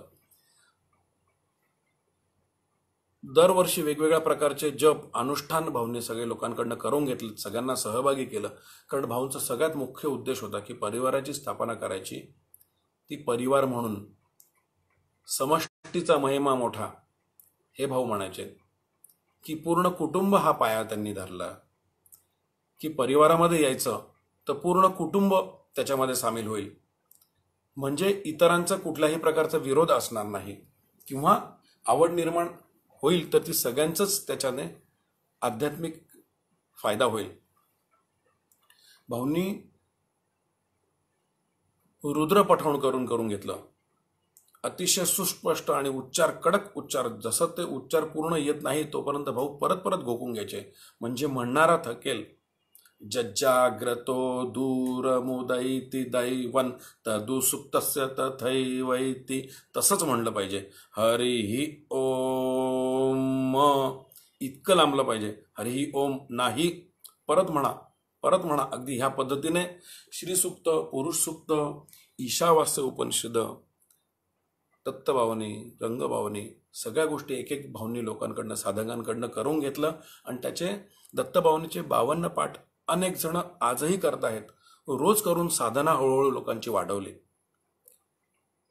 दत्त महामाला मंत्राचे लोकांनी पुरस्चरण केलेत. कोटी कोटीचा जपाचा संकल्प झाला. दत्तयाग झालेत. श्री दत्त शरणममचा जपाचा संकल्प भाऊंनी केला होता. बापजींनी जो जप दिला आहे श्री दत्त शरणमम, बापजी नेहमी म्हणायचे की श्वासे श्वास दत्तनाम स्मरत म्हण. श्वासागणिक तुमचं दत्तनामाचं स्मरण झालं पाहिजे. म्हणजे भाऊ म्हणायची एकही श्वास खाली जाऊ नका देऊ. एकदा अशीच गंमत झाली. काही कार्यक्रमात लोक बोलत असताना झोपायला उशीर झाला आणि त्यातलं कोणीतरी थोडंसं सकाळी उठलं आणि म्हणलं की माझी झोपच नाही झाली आणि परत कामाला सुरुवात झाली. भाऊ सहज ऐकत होते. म्हणले मी तर कित्येक वर्ष झोपलो नाही. मंडळी भाऊंच्याकडे पाहायला लागले. अचानक भाऊंचं लक्ष होतं आणि भाऊ असं म्हणलेत. आणि ही गोष्ट प्रत्येकाला पूर्ण जाणवायची की जेवढे जेवढे तुम्ही भाऊंच्या संपर्कात होते, आम्ही पदयात्रेत असो की पारायण असो किंवा कुठलेही धार्मिक कार्यक्रम असो, जेव्हा जेव्हा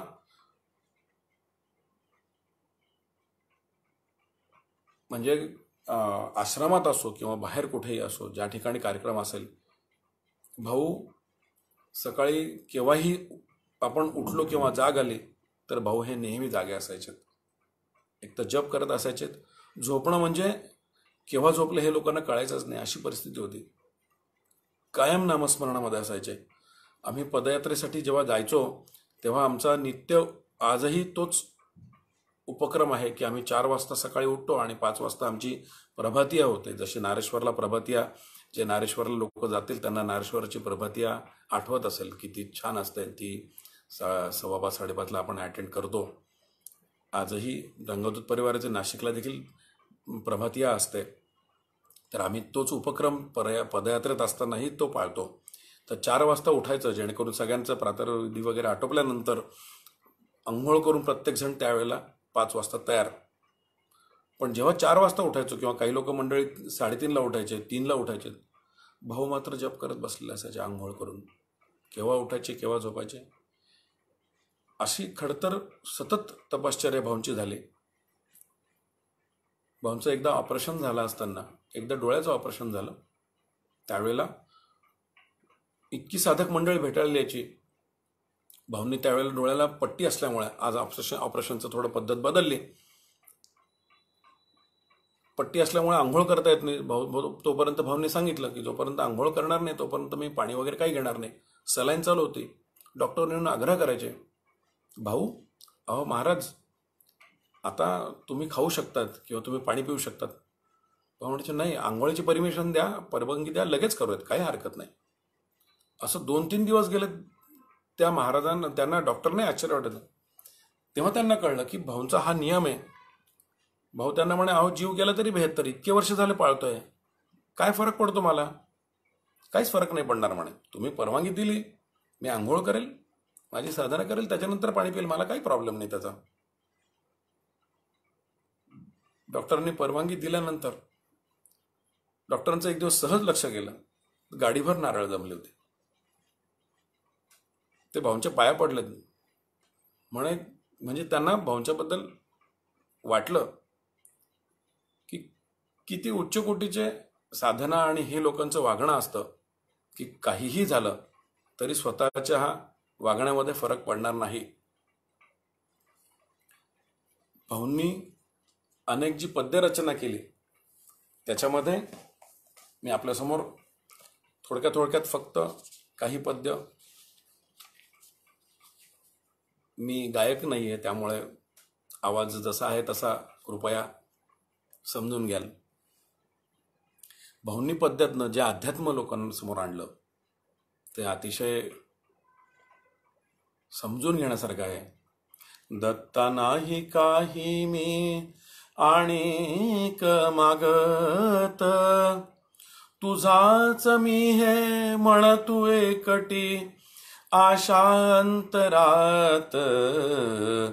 दत्ता नाही काही मी. अजून पद्य पुढचं एक. दत्त दत्त दत्त नाम हे मुखी सदोदित असावे, विसराया मी पण ते म्हणून मुखी सदा असावे. नामाने चित्त शुद्धी, नामाने शुद्ध बुद्धी, नामाने काय न होते म्हणून मुखी सदा असावे. किती छान व्यक्त केलं ह्याच्यामध्ये.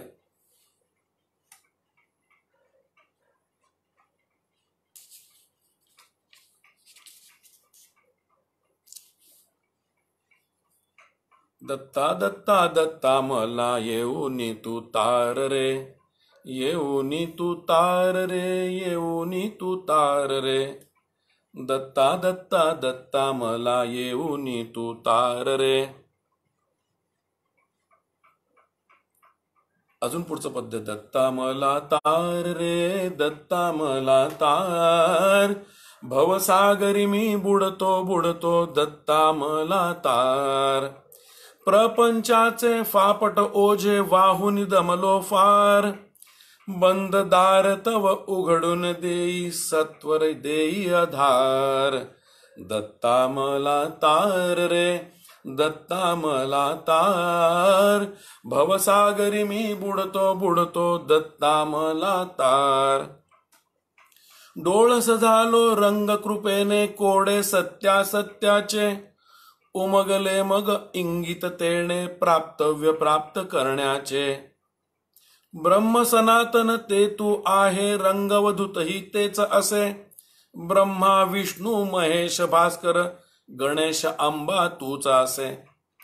सर्व देव एक आहेत हे देखील त्यात दाखवलं. स्थावरी जंगमी अणुरेण तुही जिकडे तिकडे तूच असे. माझ्यातही ना तूच भरला जगात तुझ विण काही नसे. ही वृत्ती यावी, आपण डोळस व्हावं.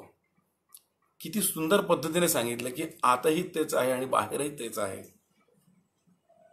अजून एक पद्य. उघड उघड दत्ता आपुले बंद तुझे दार. भिकाऱ्यास पाहून नको करू बंद दार. आम्ही भिकारी जरी आहो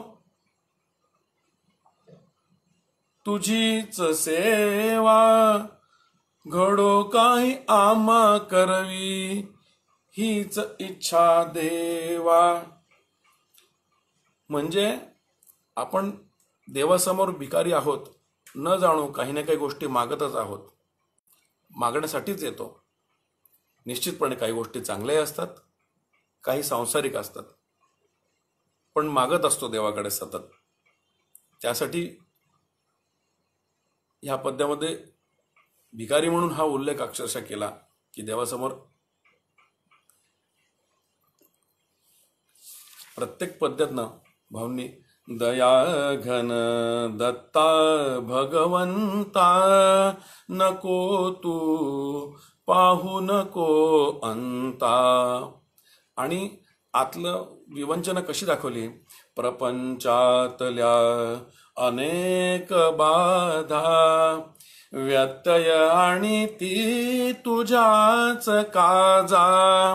रोज समस्या नवी उभी का करशी भगवंता. नको तू पाहू नको अंता. रोज ठरवितो काय करावे पारमार्थिक काही घडावे. रोज ठरवावे काहे मी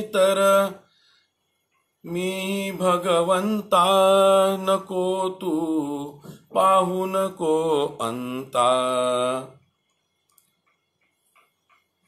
असं प्रत्येक पद्धतीनं भाऊंच्या. आणि जेव्हा भाऊंना साक्षात्कार झाला होता तेव्हा देखील नयनी मी दत्त प्रभू देखिले. अनंत जन्मांचे मम सुकृत साकारुनी आले. नयनी मी दत्त प्रभू देखिले. आणि मग दत्त महाराजांची स्तुती, जसं त्यांना साक्षात्कार झाला त्या पद्धतीने. आणि आपल्या वृत्ती ह्या अध्यात्मात देवाजवळ स्थिर करण्यासाठी म्हणून आपला हा सतत प्रयत्न असतो. म्हणून त्याच्यामध्ये एका पद्धत सांगितलं. रंगू दे वृत्ती साऱ्या दत्ता तव भजनात.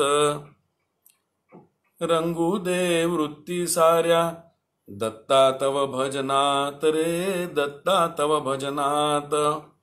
आणि मग वृत्ती जेव्हा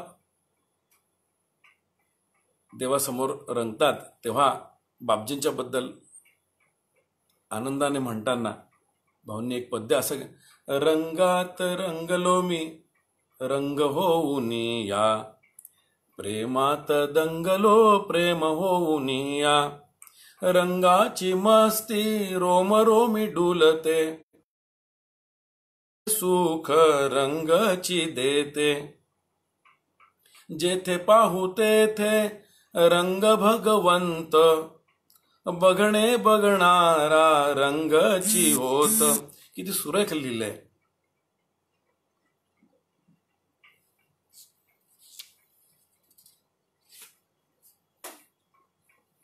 श्रीदत्त शरण मम जो जप भाऊंनी करून घेतला त्याच्यावरती देखील एक पद्य त्यांनी लिहिलं होतं की श्रीदत्त शरणम मम श्रीदत्त शरणम मम. महामंत्र हा जपू सदा. भवरोगावर एकच औषध जाणून घेऊ पुन्हा पुन्हा. मंगलमयी सुखदायी नाम ते पापांना ते भस्म करीते. परम कारुणिक दत्तात्रेय प्रभू. स्मरूया आपण पुन्हा पुन्हा. खूप सुरेखरित्या त्या जपाचं पण महत्व सांगितलंय आणि दत्त महाराजांबद्दल जप करताना किंवा जप का करावा याचं देखील महत्व त्या पद्यातनं सांगितलंय. असं प्रत्येक पद्यातनं दत्ता माझे चित्तर मो तुझे पायी आणि कन काही मागणे रे, रोम रोमातूनी ध्वनी एक यावा सदोदित देवा दत्त दत्त. असं अनेक पद्य आहेत. 350 पद्य भाऊ महाराजांचे. आणि जेव्हा आपण आशीर्वाद मागतो देवाकडे, इतका उत्तम आशीर्वाद भाऊंनी लिहिला आहे. मी तुम्हाला आशीर्वादाचं पद्य आज ऐकवतो इच्छिता आणि त्याच्यानंतर आपण थोडं आवरूयात. आशीर्वादाचं पद्य. द्या शीर्वच द्या शीर्वच द्या शीर्वच दत्ता, अस्थिर वृत्ती चंचल सारे काढून स्थिर करी चित्ता. खूप वाटते खूप करावे तव पायी लोळावे, सदोदित चिंतनी रमावे भजनी तव लागावे. दुष्प्रवृत्ती सुचून देती, हे प्रत्येकाच्या बाबतीत होतं. दुष्प्रवृत्ती सुचून देती करून देती काही, पूर्वजन्मीची माझीच कर्मे दोष कुणाला नाही. म्हणून आपले ते पूर्वजन्मीची कर्म चित्तशुद्धी होण्यासाठी म्हणून या सगळ्या गोष्टी आपल्याला नामस्मरण आणि हे सुचवलेलं आहे. दत्ता परीही कर्मे येतील अशीच भोगत राहू. म्हणजे त्याच्याबद्दलही खंत नाही की भोग हे भोगण्यासाठी असतात, हे देखील इथं सांगून दिलंय.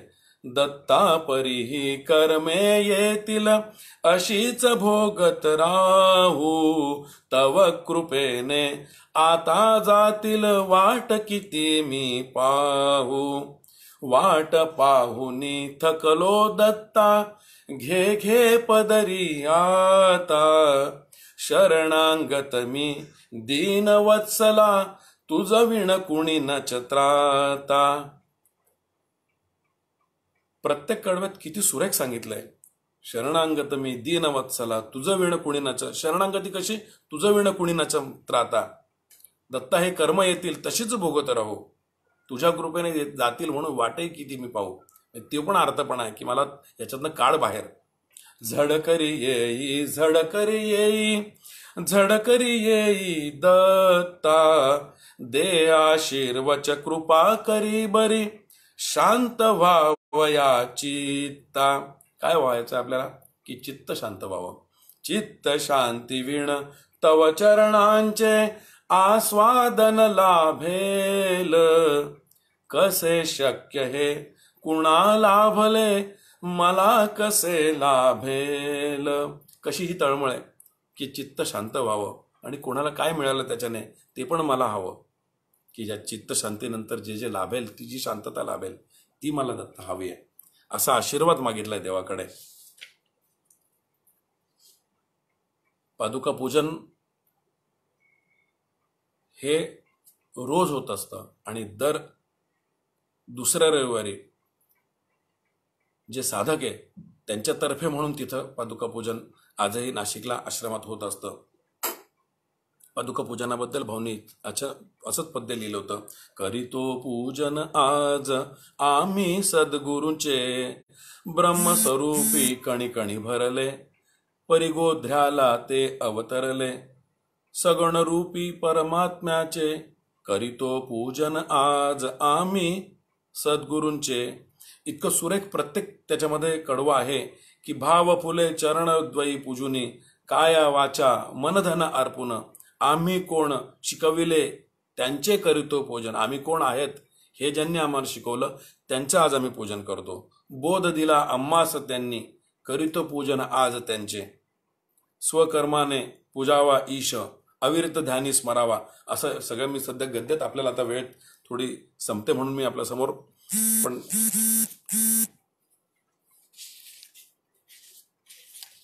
आणि क्षमा याचना गुरूंकडे आम्हाला भाऊ महाराजांनीच जे सांगितलं होतं क्षमा, त्यांनी लिहिलेल्या एका पद्यातनं, कधी काही चुकलं तर गुरूंसमोर क्षमा मागायला कधीही मागे पुढे पाहू नये.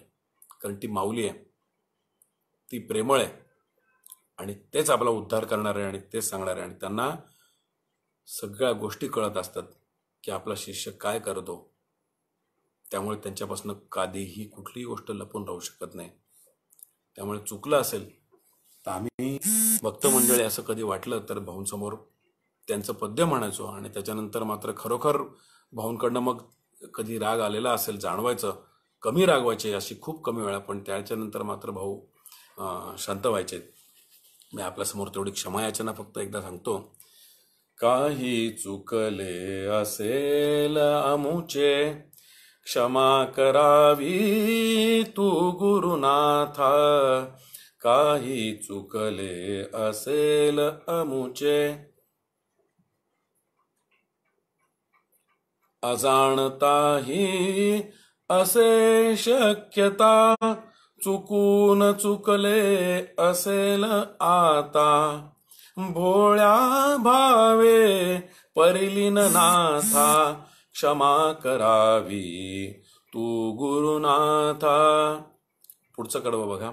अजूनी अपरिपक्वतान गेली, ईषणांची हाव राहिली. म्हणून चुकले असेल काही, क्षमा करावी तू गुरुनाथा. तव सहवासे सुयोग्य जेते, करण्या करीतो प्रयत्न परिते. विफल असतील तरीही आम्हा, क्षमा करावी तू गुरुनाथा. सातत्याने करीत आम्ही, यश मिळवू अशी देतो ग्वाही. रास्त आमुचे यत्न म्हणून, क्षमा करावी तू गुरुनाथा. शेवटची कडवं. क्षमाशील तू क्षमाच करशील, चुकले जरी तरी ठीकच करशील. बालक आम्ही तुझेच म्हणून, क्षमा करावी तू गुरुनाथा. काही चुकले असेल अमुचे.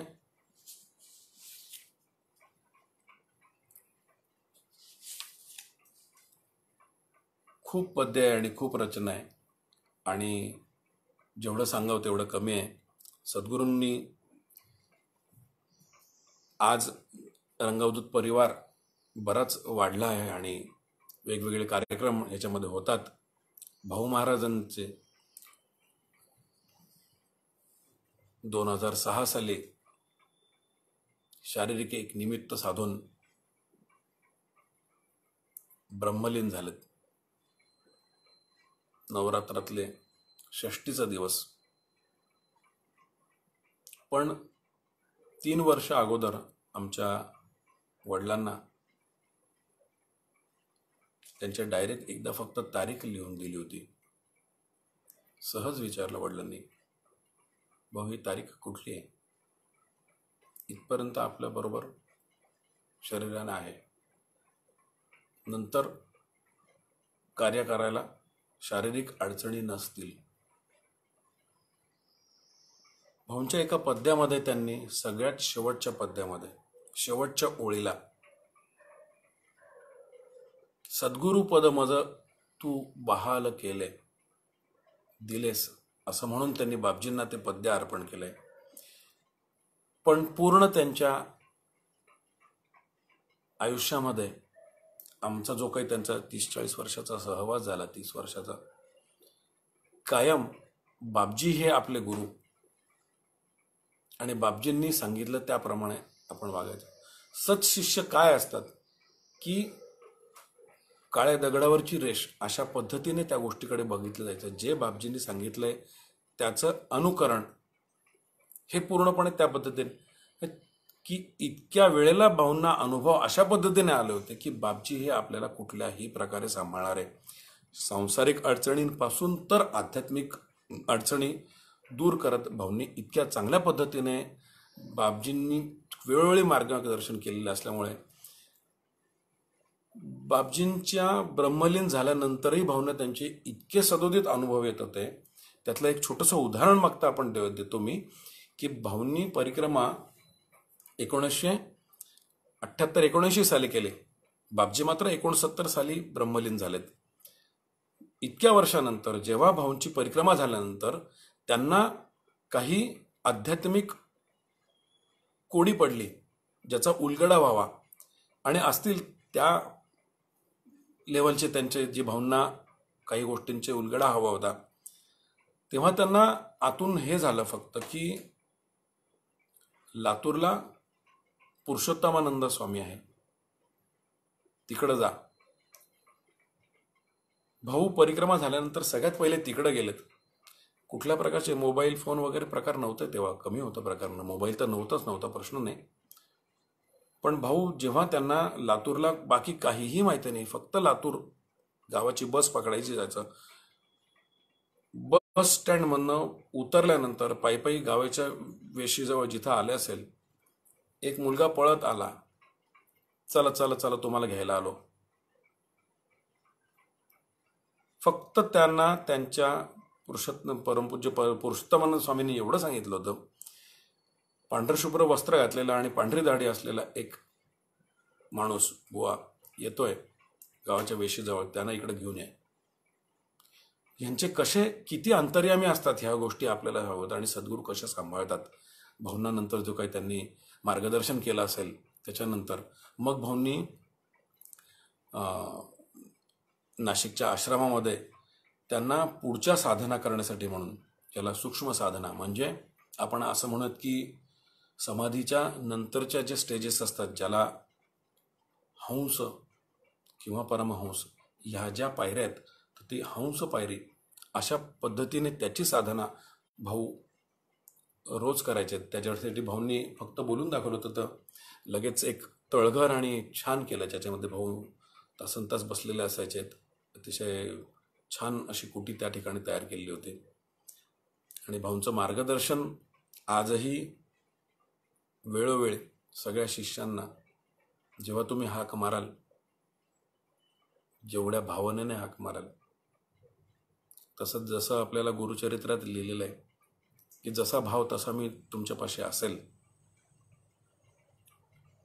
जसं दत्त महाराजांनी सांगितलं की मला पादुका पूजन आवडतं, माझं गायन गायल्यानंतर किंवा माझी स्तुती जे माझं चरित्र वाचतील त्यांचे मनोरथ पूर्ण होतील.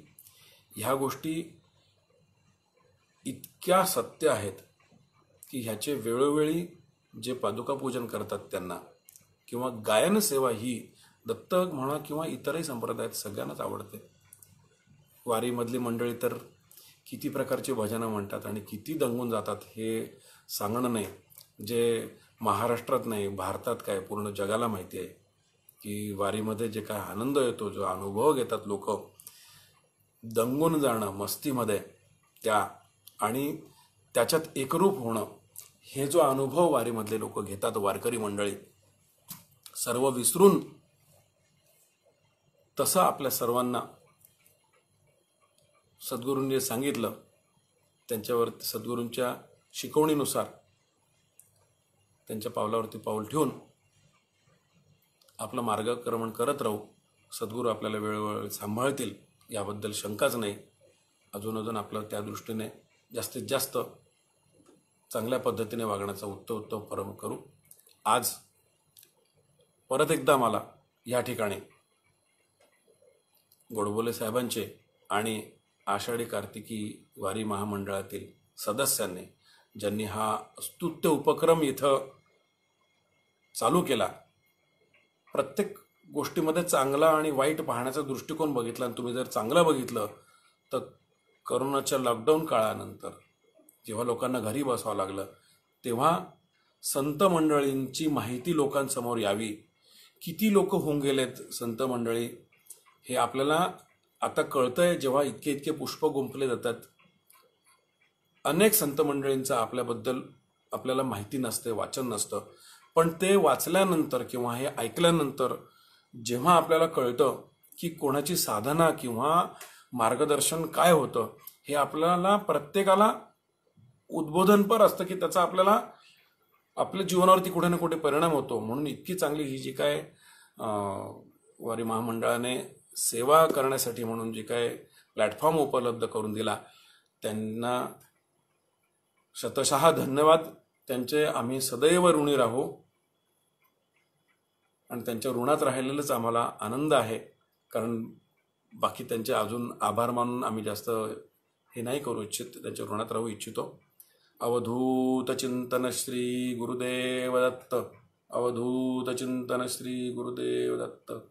अवधूत चिंतन श्री गुरुदेव दत्त.